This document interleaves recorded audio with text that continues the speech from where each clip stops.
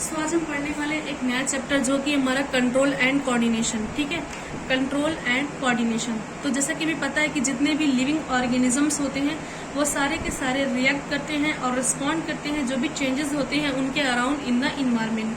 अब इसमें हम सबसे पहला एग्जाम्पल देखते हैं withdrawal of hand on touching the hot object. जब भी हम किसी हॉट ऑब्जेक्ट को टच करते हैं तो हम अपने हाथ को पीछे कर लेते हैं। ये एक पार्ट होता है कंट्रोल एंड कोऑर्डिनेशन का। ठीक है, अब इस चैप्टर में सबसे पहला पॉइंट जो हमें पढ़ना है वो है स्टिमुलाई। स्टिमुलाई होता क्या है? ये जो भी चेंजेस होते हैं इन्वायरमेंट में जिसका ऑर्गेनिज्म रिस्पॉन्ड करते हैं उन्हीं को हम लोग बोलते हैं स्टिमुलाई। ठीक है, जैसे कि हो गया हमारा light, heat, cold, sound, smell और टच। अब जो प्लांट और एनिमल्स हैं वो दोनों रिस्पॉन्ड करते हैं स्टिमुलाई का, लेकिन ये जो रिस्पॉन्ड होता है वो डिफरेंट मैनर्स में होता है। ठीक है, अब जो दूसरा पॉइंट हमें देखना है वो है control and coordination in animals. अब जो कंट्रोल एंड कोऑर्डिनेशन एनिमल्स में होता है वो दो मेन सिस्टम के थ्रू होता है। एक होता है हमारा नर्वस सिस्टम और दूसरा होता है हमारा इंडोक्राइन सिस्टम। ठीक है, तो हम सबसे पहले देखते हैं कि हमारा नर्वस सिस्टम होता क्या है। नर्वस सिस्टम में हमारे कुछ पार्ट्स होते हैं, जैसे कि हो गया हमारा ब्रेन, स्पाइनल कॉर्ड और कुछ ह्यूज नेटवर्क ऑफ नर्व्स। ठीक है, इसमें क्या क्या होता है? ब्रेन हो गया हमारा, स्पाइनल कॉर्ड हो गया, ह्यूज नेटवर्क ऑफ नर्व्स हो गई। ठीक है, अब हम देखते हैं कि function of nervous system. Nervous system का फंक्शन क्या होता है? तो यहाँ पे हमारी एनसीईआरटी में 4 फंक्शंस दे रखे हैं नर्वस सिस्टम के। पहला जो फंक्शन है वो है इंफॉर्मेशन को रिसीव करना फ्रॉम इन्वायरमेंट, और दूसरा फंक्शन है ये कंट्रोल करता है सारी की सारी जो वॉलेंटरी मस्कुलर एक्टिविटीज होती हैं, जैसे कि हो गया हमारा रनिंग और राइटिंग वाला, और ये इनेबल करती है हमें ताकि हम रिमेम्बर कर सकें और जो रीजंस हैं उनको हम थिंक कर सकें। ठीक है, और ये रेगुलेट करती है हमारी इनवॉलेंटरी एक्टिविटीज को भी, जैसे कि हो गया हमारा ब्रीदिंग और बीटिंग ऑफ आवर हार्ट। ठीक है, अब हम देखते हैं रिसेप्टर्स को। रिसेप्टर्स होते क्या हैं? तो ये कुछ स्पेशलाइज्ड टिप्स होती हैं फॉर अवर नर्व सेल्स ताकि वो डिटेक्ट कर सकें इंफॉर्मेशन को फ्रॉम इन्वायरमेंट। ठीक है, अब जो रिसेप्टर्स हैं वो पाए जाते हैं हमारे सेंस ऑर्गन्स में। तो इसमें सबसे पहला सेंस ऑर्गन हमें पढ़ना है जो कि है हमारा ईयर। अभी ईयर का काम क्या होता है? ये काम करता है हियरिंग में। हियरिंग में इसका काम होता है सुनने में, और दूसरा ये इम्पोर्टेंट काम करता है हमारी बॉडी के बैलेंस को मेंटेन करने के लिए। ये बैलेंस करता है बॉडी को, बॉडी के बैलेंस के लिए इम्पोर्टेंट होता है। ठीक है, फिर दूसरे हमारे जो सेंस ऑर्गन आ रहे हैं वो है हमारी आईज, अवर ब्यूटीफुल आईज। ओके, तो आईज को हम लोग बोलते हैं फोटो रिसेप्टर्स। क्या बोलते हैं? Photo receptor. और ईयर्स को हम लोग फोनो रिसेप्टर्स बोलते हैं। ठीक है, फोटो रिसेप्टर्स हो गई हमारी आईज, और इनका काम क्या होता है? Photo, as no photo means होता है क्या? लाइट। तो इनका काम क्या होता है? ये हेल्प करती है चीजों को देखने में, सीइंग में इनका मदद होता है। ठीक है, अब आती है हमारी स्किन। तो जो तीसरा हमारा सेंस ऑर्गन है वो हमारा स्किन है। ठीक है, स्किन को हम लोग बोलते हैं थर्मो रिसेप्टर्स, और इनका काम क्या होता है? ये टेम्परेचर को फील करती है कि हॉट है या फिर कोल्ड है, और ये टच को भी सेंस करती है। ठीक है, और हमारा जो चौथा रिसेप्टर आ रहा है वो है हमारा नोज। नोज को हम लोग ऑल्फैक्टरी रिसेप्टर भी बोलते हैं। इसका यूज किया जाता है स्मेल करने के लिए, चीजों को स्मेल करने के लिए इसका यूज किया जाता है। ठीक है, फिर आती है हमारी टंग्स। टंग्स को हम लोग गैस्ट्रेटरी रिसेप्टर्स बोलते हैं, और इनका यूज किया जाता है टेस्टिंग के लिए। ये बताती है कि कोई चीज स्वीट है, सॉल्टी है या फिर सॉर है और बिटर है, ये सारी चीजों को टंग बताती है। ठीक है, अब हम नेक्स्ट पढ़ने वाले हैं न्यूरॉन्स के बारे में। ओके, तो न्यूरॉन्स को बोला जाता है स्ट्रक्चरल और functional unit of nervous system. ये क्या होती है? Structural and functional unit of nervous system. ये स्ट्रक्चरल एंड फंक्शनल यूनिट होती है हमारे नर्वस सिस्टम की। ओके, सो अब हम पार्ट देख लेते हैं कि न्यूरॉन्स में कौन कौन से पार्ट्स होते हैं। Parts of neuron. तो पहला पार्ट हमारा न्यूरॉन का आता है जो कि है हमारा डेंड्राइट, और दूसरा पार्ट आता है हमारा सेल बॉडी, और तीसरा आता है हमारा एक्सॉन। ओके, फिर फिर हम देखते हैं इनको डिटेल में। सबसे पहले हम लोग देखते हैं डेंड्राइट को। डेंड्राइट जो है वो रिसीव करती है इंफॉर्मेशन को, और सेल बॉडी जो है वो रिसीव करती है इंफॉर्मेशन को बाय डेंड्राइट। डेंड्राइट के थ्रू ये इंफॉर्मेशन को रिसीव करती है, और वो इंफॉर्मेशन जो है वो ट्रेवल करती है in the form of electrical impulse by the cell body to the axon. Axon तक ये जाती है। अब जो एक्सॉन है वो लॉन्गेस्ट फाइबर होते हैं on the cell of the body, जिसको हम लोग बोलते हैं एक्सॉन, और ये ट्रांसमिट करते हैं इलेक्ट्रिकल इम्पल्स को from body cell to the dendrite of the next neuron. यानी कि ये बॉडी सेल से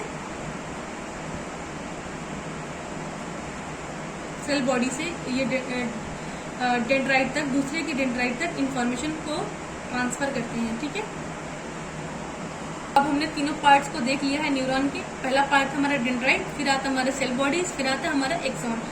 ये डायग्राम दिया रखा है वहाँ पे एनसीईआरटी में, आप वहाँ से डायग्राम को देख लीजिएगा। ठीक है, और वहाँ पे लेबलिंग भी करी रखी है, और लेबलिंग को भी आपने अच्छे से देख लेना है। ठीक है, तो हमने डेंड्राइट के बारे में क्या देखा था, ये रिसीव करती है इन्फॉर्मेशन को, और सेल बॉडी जो रिसीव इन्फॉर्मेशन थी डेंड्राइट के थ्रू, वो उस इन्फॉर्मेशन को ट्रेवल कराती है in the form of electrical impulse. ठीक है, और जो एक्सॉन होते हैं वो लार्जेस्ट फाइबर होते हैं, और इनके थ्रू इलेक्ट्रिकल इम्पल्स जो है वो ट्रेवल करता है, और वो जो है इलेक्ट्रिकल इम्पल्स के थ्रू जो इंफॉर्मेशन ट्रेवल कर रही है वो दूसरी जो हमारी नर्व सेल्स होती है उसके डेंड्राइट तक पहुंचाने का काम करते हैं एक्सॉन्स। ठीक है, अब हमने देख लिया ये सारी चीजें। अब हम देखने वाले हैं साइनेप्स क्या होता है। ठीक है,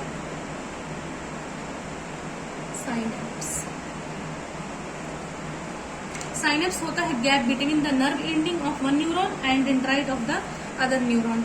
अभी सपोज दैट कि मैं यहाँ पे आपको एक रफ डायग्राम बना के दिखा देती हूँ। ओके, सपोज दैट एक नर्व सेल का हमारा ये डायग्राम है, तो ये वाले जो स्ट्रक्चर्स है इनको हम लोग बोलते हैं डेंड्राइट्स, और ये जो बीच वाला न्यूक्लियस टाइप स्ट्रक्चर है, एक्चुअली ये न्यूक्लियस ही है। ठीक है, न्यूक्लियस, एंड ये हमारा जो ये वाला स्ट्रक्चर है इसको हम लोग बोलते हैं सेल बॉडी। सेल बॉडी, ये जो पूरा वाला स्ट्रक्चर है, ये पूरा स्ट्रक्चर इसको हम लोग बोलते हैं सेल बॉडी, और अंदर वाला जो स्ट्रक्चर इसको बोलते हैं सेल बॉडी, और इसको सोमा भी बोला जाता है। ठीक है, और ये हो गया हमारे डेंड्राइट्स, और ये हो गया न्यूक्लियस, और ये वाली जो फाइबर चल रहा है इसको हम लोग बोलते हैं एक्सॉन। ठीक है, और ये हो गई हमारे श्वान सेल्स। श्वान सेल का काम क्या होता है, ये माइलिन शीट बनाती है। ठीक है, और यहाँ पे प्रेजेंट होते हैं हमारे नोड ऑफ रेनवियर्स, और ये हो गया हमारा साइनेप्स।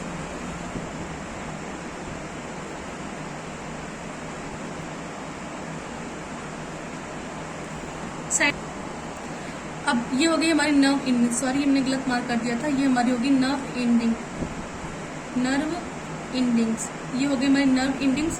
और ये यहाँ पे ये प्रेजेंट हमारे सेकंड नर्व सेल्स, और इनके बीच का जो गैप प्रेजेंट है इनको हम लोग बोलते हैं साइनेप्स। इसके बीच का जो गैप होता है इसको बोलते हैं साइनेप्स। साइनेप्स क्या होता है, ये गैप होता है नर्व एंडिंग और दूसरे न्यूरॉन की डेंड्राइट्स के बीच का जो गैप होता है इसी को हम लोग बोलते हैं साइनेप्स। ठीक है, और यहाँ पे क्या होता है कि जो इलेक्ट्रिकल सिग्नल होता है वो कन्वर्ट होता है केमिकल सिग्नल में। ठीक है, अब हम देख लेते हैं रिफ्लेक्स एक्शन को।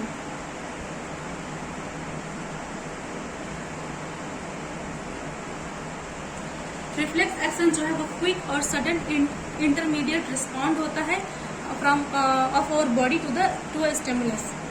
यानी कि रिफ्लेक्सेशन एक क्विक होता है, जल्दी से होता है, सडन होता है और इमीडिएट रिस्पॉन्ड होता है हमारी बॉडी का स्टिमुलस पर। इसी को हम लोग बोलते हैं रिफ्लेक्स एक्शन। इसका एग्जांपल हो गया कि जब हम किसी टेस्टी फूड को देखते हैं, टेस्टी डिश को देखते हैं तो हमारे मुंह में पानी आना शुरू हो जाता है। ठीक है, अभी होता है हमारा रिफ्लेक्स आर्क। रिफ्लेक्स आर्क क्या होता है, रिफ्लेक्स आर्क होता है वो पाथ जिसके थ्रू क्या होता है हमारे नर्व इम्पल्स पास हुई थी ड्यूरिंग रिफ्लेक्स एक्शन। इसी को लोग बोलते हैं क्या, रिफ्लेक्स आर्क। रिफ्लेक्स आर्क क्या होता है, ये पाथ होता है, I am sorry for that. So जो रिफ्लेक्स आर्क होता है वो पाथ होता है जिसके थ्रू जो हमारी नर्व इम्पल्स है वो पास करती है ड्यूरिंग रिफ्लेक्स एक्शन। अब हम देखते हैं कि रिस्पॉन्स होता क्या है।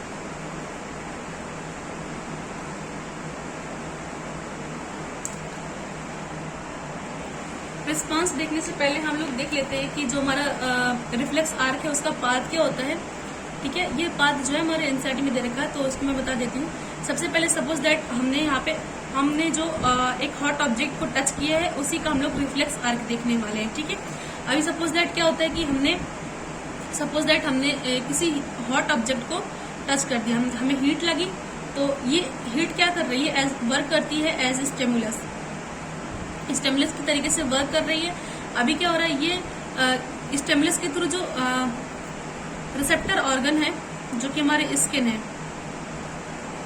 रिसेप्टर ऑर्गन, ये रिसेप्टर ऑर्गन डिटेक्ट करती है इंफॉर्मेशन को, और ये इंफॉर्मेशन वो भेजती है कहाँ पे, स्पाइनल कॉर्ड पे भेजती है, स्पाइनल कॉर्ड पे भेजेगी। ठीक है, अभी स्पाइनल कॉर्ड से क्या होता है कि स्पाइनल कॉर्ड जो है वो इफेक्टर ऑर्गन पर ये मैसेज को भेजेंगी, इफेक्टर ऑर्गन पे भेजेंगी मैसेज को। फिर क्या होता है कि इफेक्टर ऑर्गन जो है वो रिस्पॉन्स करता है, क्या करता है, रिस्पॉन्स करता है। ठीक है, इफेक्टर ऑर्गन रिस्पॉन्स करेगा। ठीक है, और हम अपने हाथ को हटा लेंगे। यहाँ पे जो रिसेप्टर ऑर्गन है वो हमारी स्किन है। ठीक है, एंड स्पाइनल कॉर्ड तो स्पाइनल कॉर्ड ही है, एंड इफेक्टर ऑर्गन जो हमारा वो मसल्स हैं। फिर मसल्स इफेक्टर ऑर्गन से मैसेज जाएगा और हम रिस्पॉन्ड करेंगे, और रिस्पॉन्ड में क्या होगा, हम अपने हाथ को वहां से हटा लेंगे। ठीक है, अब हम देखते हैं रिस्पॉन्ड को। रिस्पॉन्स जो होता है वो 3 तरीके का होता है। एक होता है वॉलंटरी, एक होता है इनवॉलंटरी, और एक होता है हमारा रिफ्लेक्स एक्शन। तो सबसे पहले हम लोग देखते हैं वॉलंटरी। वॉलंटरी जो रिस्पॉन्स होते हैं वो कंट्रोल होते हैं हमारे फोरब्रेन के थ्रू, और इसका एग्जांपल हमारा टॉकिंग एंड राइटिंग। फिर आता है हमारा इनवॉलंटरी रिस्पॉन्सेस। इनवॉलंटरी रिस्पॉन्सेस जो है वो कंट्रोल किए जाते हैं मिड और हाइंड ब्रेन के थ्रू, और इसका एग्जांपल हो गया हमारा heart beating, vomiting and breathing. फिर आते हैं हमारे रिफ्लेक्स एक्शन। रिफ्लेक्स एक्शन जो है उसको कौन कंट्रोल करता है, रिफ्लेक्स एक्शन को कंट्रोल करती है हमारी स्पाइनल कॉर्ड। ठीक है, इसका एग्जांपल हो गया जब भी हम किसी हॉट ऑब्जेक्ट को टच करते हैं तो तुमसे अपना हाथ हटा लेते हैं। ठीक है, इमीडिएटली हाथ को हटाते हैं। ठीक है, तो ये हो गया हमारा रिफ्लेक्स एक्शन। ओके, अब हम देखते हैं कि रिफ्लेक्स एक्शन की जरूरत क्या है, नीड क्या है, नीड ऑफ रिफ्लेक्स एक्शन। कभी कभी सिचुएशन ऐसी होती है जब हम किसी हॉट ऑब्जेक्ट को टच करते हैं या कोई चीज हमें धस रही होती है, तो क्या होता है कि ये जरूरत होती है कि हम अपनी जो बॉडी है उसको वहां से क्विकली हटा लें। ठीक है, क्योंकि अगर हम उसे हटाएंगे नहीं तो हमारी बॉडी को ही हार्म होगा, इसीलिए जो रिफ्लेक्स एक्शन है उसकी बहुत ही ज्यादा जरूरत होती है। और यहाँ पे जो रिस्पॉन्स जनरेट होता है वो स्पाइनल कॉर्ड के थ्रू होता है, ना कि ब्रेन से। ओके,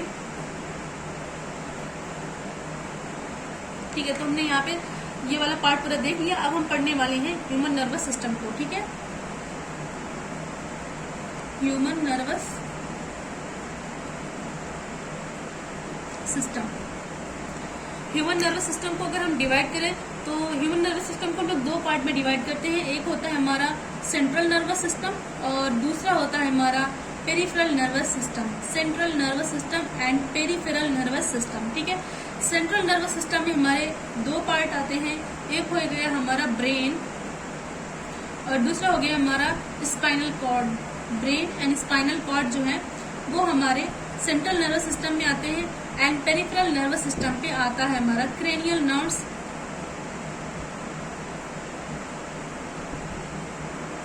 और दूसरी आती है हमारी स्पाइनल नर्व्स। क्रेनियल नर्व्स होती क्या है, क्रेनियल नर्व्स जो ब्रेन से नर्व्स अराइज होती हैं उन्हीं को हम लोग बोलते हैं क्रेनियल नर्व्स, और जो नर्व्स हमारी स्पाइनल कॉर्ड से अराइज होती है इनको हम लोग बोलते हैं स्पाइनल नर्व्स।